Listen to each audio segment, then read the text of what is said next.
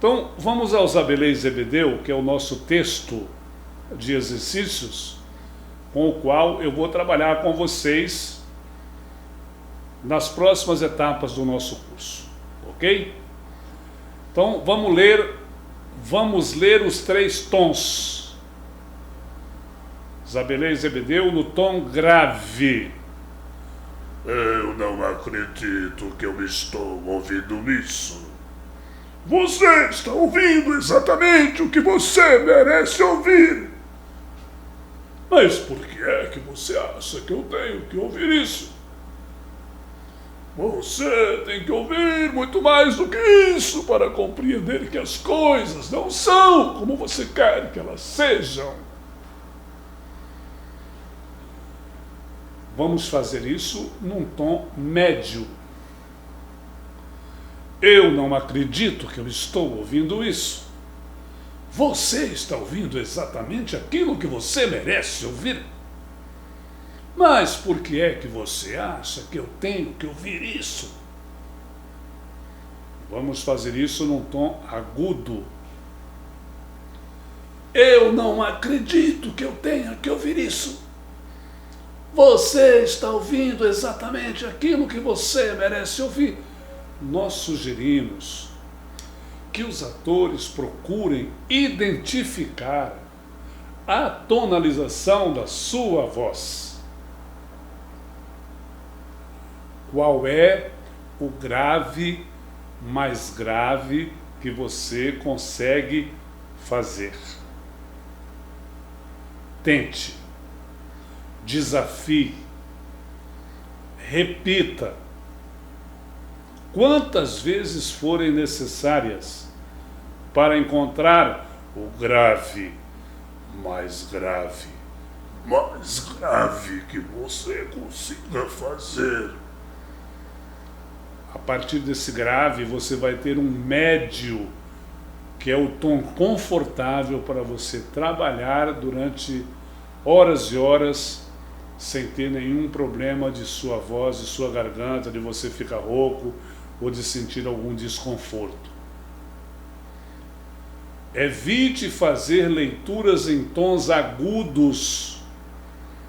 Os agudos são apenas para desenhar curvas dramáticas. Boa pergunta. O que são curvas dramáticas, né? Vamos explicar o que são curvas dramáticas. São as nuances de leitura que você trabalha nos desenhos sobre o seu texto com a sua voz. Então, você tem um texto do Zabelê e Zebedeu, né, que fala assim: qualquer dia desses, você vai acabar me levando à loucura com essa sua paranoia de que tudo está errado. E só você está com a verdade absoluta sobre todas as coisas. Veja que eu fiz uma sequência de curvas. Você pode fazer uma sequência completamente diferente. O outro pode fazer uma sequência de curvas completamente diferente. Então, as curvas dramáticas são feitas assim. As curvas por fora, elas vão pelos agudos. As curvas por dentro, né, as cavidades, elas vão pelos graves. Você está pensando que eu vou ficar quieto? Uma curva descendente do agudo até o grave. Então precisamos exercitar esse texto exaustivamente. Eu costumo dizer que esta nossa arte é a arte de repetir exaustivamente até nos aproximarmos da perfeição. Porque a perfeição não existe. Todos os dias temos que desafiar um limite para superar. Nunca devemos acreditar que fizemos nossa melhor cena. No dia que voltarmos para casa, achando que fizemos a nossa melhor cena, então estaremos entrando no caminho irreversível da decadência. O desafio é superar seu limite todos os dias. Não há personagem fácil de fazer e não há personagem tão difícil que você não possa fazer. O que você não pode é estacionar numa plataforma, numa determinada zona de conforto, de um contrato permanente com uma estação de televisão ou com uma produtora, ou seja lá com quem for, que te garante a vida, mas não te garante o crescimento.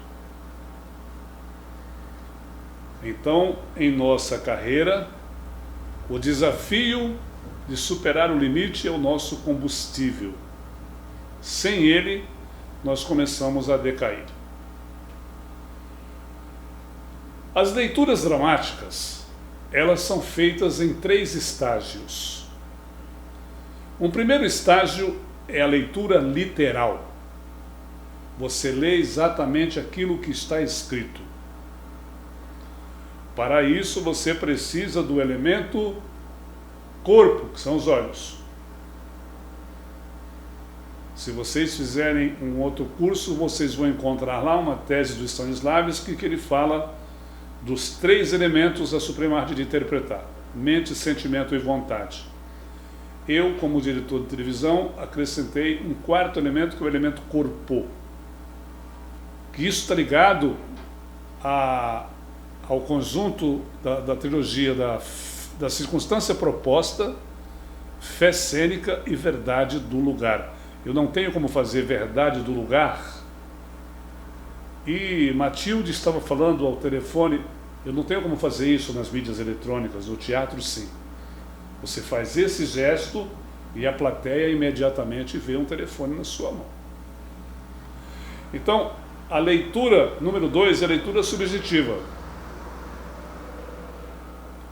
A leitura número 2 é a leitura subjetiva. Você lê o que está nas entrelinhas daquele texto, o que o autor quis dizer com aquelas palavras, né?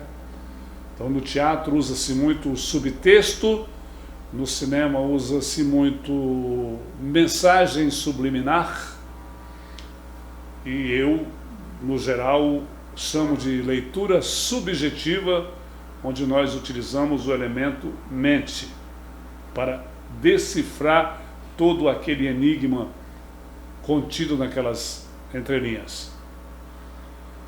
Juntando isso, você tem como acionar o seu sentimento para fazer uma leitura dramática, com corpo, mente, sentimento e muita vontade. Corpo, mente e sentimento todo mundo tem. O que vai fazer a diferença no seu crescimento é o elemento vontade. Então, isso tudo está ligado à trilogia da circunstância proposta, fé cênica e verdade do lugar. Isso é uma tese puramente teatral que tem necessariamente que ser transportada para as leituras de qualquer plataforma, sejam elas acústicas ou sejam elas eletrônicas. Então, pegamos de volta o texto de Zabelê e Zebedeu e vamos desafiar uma leitura com uma circunstância proposta definida. Zabelê e Zebedeu estão conversando num velório. Que condições um velório oferece para 2 pessoas fazerem um diálogo? Expressão vocal comprimida. Expressão cênica observadora, vigilante.